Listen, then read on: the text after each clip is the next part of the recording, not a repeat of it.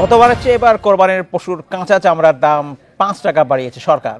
এবার ঢাকায় কোরবানির গরুর চামড়ার দাম ধরা হয়েছে প্রতি বর্গফুট ৫৫ থেকে ৬০ টাকা, আর ঢাকার বাইরে ৫০ থেকে ৫৫ টাকা। সোমবার সচিবালয়ে বাণিজ্য মন্ত্রণালয়ের এক সংবাদ সম্মেলনে এই ঘোষণা দেওয়া হয়। প্রতি বছরের মতো ঈদ সামনে রেখে কোরবানি পশুর চামড়া সংগ্রহের দাম নির্ধারণ করেছে সরকার। এবছর ঢাকায় গরুর চামড়ার দাম বর্গফুটে গতবারের চেয়ে ৫ টাকা এবং ঢাকার বাইরে বেড়েছে ৩ টাকা।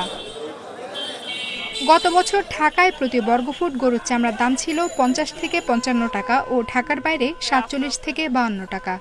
চামড়া পার স্কোয়ার ফিট আমরা ৬০ টাকা করে লবণযুক্ত চামড়া ঢাকায় কিনবো। তার মানে হলো যে আমরা ন্যূনতম একটা চামড়া কিনবো ১২০০ টাকায়। ঢাকার চামড়া ১২০০ টাকায় লবণযুক্ত চামড়া আমরা এবছর কিনবো। আমরা ঢাকার বাইরে চামড়া ১০০০ টাকা করে আমরা লবণযুক্ত চামড়া আমরা কিনবো। এছাড়া সারা দেশে লবণযুক্ত খাসির চামড়া প্রতি বর্গফুট ২০ টাকা থেকে ২৫ টাকা দরে বিক্রি হবে ট্যানারিতে, যা গত বছর ছিল ১৮ টাকা থেকে ২০ টাকা। আর বকরির চামড়া প্রতি বর্গফুট ১৮ থেকে ২০ টাকা। প্রতি বছর সঠিকভাবে লবণ না দেওয়ায় নষ্ট হয় অনেক চামড়া। এবছর এ বিষয়ে কঠোরভাবে নজরদারির পাশাপাশি শতভাগ চামড়া সংরক্ষণের আহ্বান জানান বাণিজ্য প্রতিমন্ত্রী। চামড়াটা আমাদের জাতীয় একটা সম্পদ। এই চামড়াটা যেন কোনোভাবেই নষ্ট না হয়, এই নষ্ট যাতে না হয় এটার একটা ন্যূনতম ভ্যালু যারা কোরবানি দিচ্ছেন বা এটার থেকে যারা সুবিধাভোগী তারা বঞ্চিত না হওয়ার জন্যই কিন্তু আজকে আমাদের এই বৈঠক। সংবাদ সম্মেলনে সরকারের ঘোষণা অনুযায়ী দাম নিতে সম্মতি জানায় ট্যানার্স অ্যাসোসিয়েশন। চামড়া সংগ্রহ হয় সেখানে। আফসানা আফরোজ জুই, ইন্ডিপেন্ডেন্ট নিউজ, ঢাকা।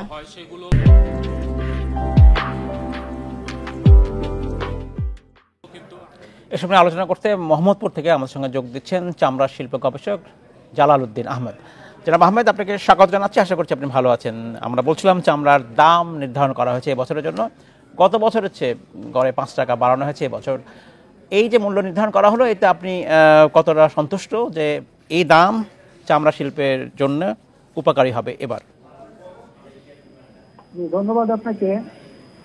আসলে এখানে আমার সন্তুষ্ট হওয়ার কোনো কারণ নেই, বা যারা ব্যবসা করে তাদেরও কোনো কারণ নেই, কারণ এই ব্যবসাটা এইভাবে মন্ত্রণালয়ের মাধ্যমে কন্ট্রোল করার কোনো মানে হয় না। মুক্তবাজার অর্থনীতিতে যদি চামড়া একটা সময় ছিল যখন মুক্তবাজারের ফ্লো শুরু হলো বাংলাদেশে, তখন এই চামড়ায় কাঁচা চামড়ায় আমরা ১০০০, ২০০০, ২০০০ টাকা দিয়ে বেচছি। এখন এই চামড়া আমরা ৫০০ টাকায় বেচতে পারি না।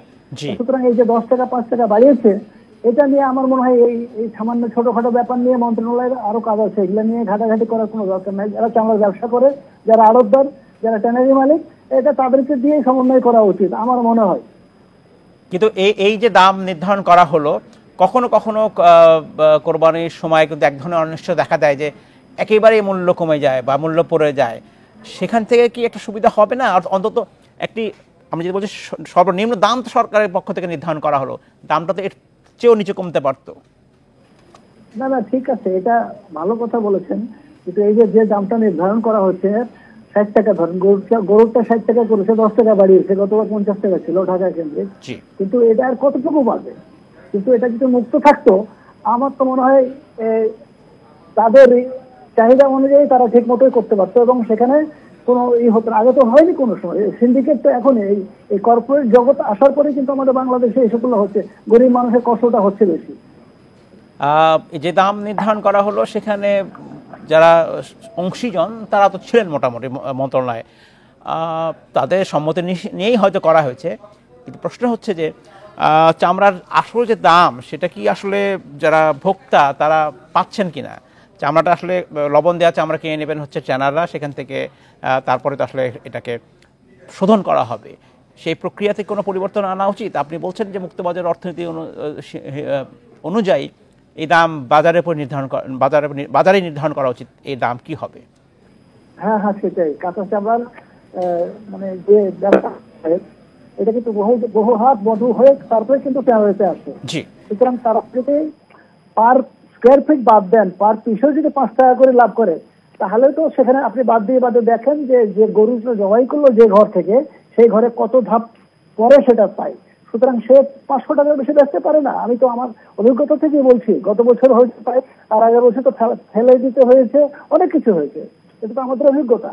তো সেক্ষেত্রে যারা ব্যবসা করে তাদেরকে যদি গভর্নমেন্ট পৃষ্ঠপোষকতা করে, ভাই তোমাদের পিছনে আমরা আছি, তোমরা তোমাদের ম্যানেজমেন্টটা দেখো, এই খবরদারি আমার মন্ত্রণালয়ের সচিবের দরকার নাই তো? এটা কাঁচা চামড়া এবং এটা পচনশীল। জনাব আহমেদ, আপনাকে ধন্যবাদ। আমি আরেকটি বিষয় আপনার প্রশ্ন করতে চাই আপনাকে, সেটি হচ্ছে যে যখনই কোরবানি ঈদ আসে তখন আমরা চামড়া শোধনের কথা বলি। আমরা সাভারে যে নতুন ট্যানারির যে নতুন আবাসস্থল করা হয়েছে, সেখানে যে সেন্ট্রাল ইফ্লুয়েন্ট ট্রিটমেন্ট প্ল্যান্ট, সেটার সক্ষমতা নিয়ে প্রশ্ন করি। এবার যেসব চামড়া কোরবানিতে আসবে সেগুলোকে শোধন করবার মতো ক্ষমতা এই ট্রিটমেন্ট প্ল্যান্টের আছে কিনা? আচ্ছা, এটা খুব গুরুত্বপূর্ণ প্রশ্ন। এটা নিয়ে আমি বোধহয় 2012 সাল থেকেই কথা বলছি। তা এখন ইফ্লুয়েন্ট ট্রিটমেন্ট প্ল্যান কিন্তু কমপ্লিট, এবং সেখানে তারা কোম্পানি বোর্ড গঠন করেছে, এবং তাদের কোম্পানি বোর্ডের এমডির সঙ্গে আমার আলাপ হয়েছে। আমাদেরই মানে বাউন্ডারির লোক, সে বাটাতে চাকরি করেছে এবং সে ছেলে ভালো ছেলে, খুব ভালো কাজ করেছে, এবং সে আমাকে বলেছে, আমাকে বড় ভাই বলে ডাকে, বড় ভাই খুব ভালো কাজ হচ্ছে, এবং মোটামুটি যদি সরকার থেকে একটু সাপোর্ট দেয়, যেমন ডিওই সাপোর্ট দিচ্ছে না ঠিক মতো, তো সেখানে ডিওই কে যেমন, এখন সবচেয়ে বড় সমস্যা আমাদের হচ্ছে টিডিএস, টোটাল ডিজলভ সল্ট, অর্থাৎ যে লবণ থাকে চামড়ার মধ্যে, লবণাক্ত থাকে, পানিতে একটু চলে যায়। এখন পানির লবণাক্ত যদি সমুদ্রের লেভেলে চলে যায়, নদীতে চলে যায়, তাহলে সেখানে তো যত ক্রাস্টেসিয়াস এবং গ্রিন অ্যালগা আছে ধ্বংস করতে করতে যাবে, অ্যাজ ওয়েল অ্যাজ দ্য ছোট ছোট মাছ, ব্যাঙ, সাপ, এগুলো মরে যাবে কিন্তু লবণে। সেক্ষেত্রে এগুলা দেখতে হবে, এবং টিডিএস কন্ট্রোল করার জন্য আমাদেরকে এই রিভার্স অসমোসিস যে একটা প্রসেস আছে, সেই প্রসেসের জন্য গভর্নমেন্টকে এখন থেকে প্ল্যান করতে হবে, প্রোগ্রাম করতে হবে, প্রজেক্ট প্রোফাইল করতে হবে। এবং আমার যে গভর্নমেন্টের যে 1100 আছে, এটাতে চলবে না। এখানে আমরা একটা প্রপোজাল দিয়েছিলাম 2000, আমি তো দিতে গেছিলাম সেই 2011 তে রিটায়ার শেষ করতে হচ্ছে। জনাব আহমেদ, আপনাকে অসংখ্য ধন্যবাদ। আমরা ভবিষ্যতে আবারও আলোচনা করব আপনার সাথে।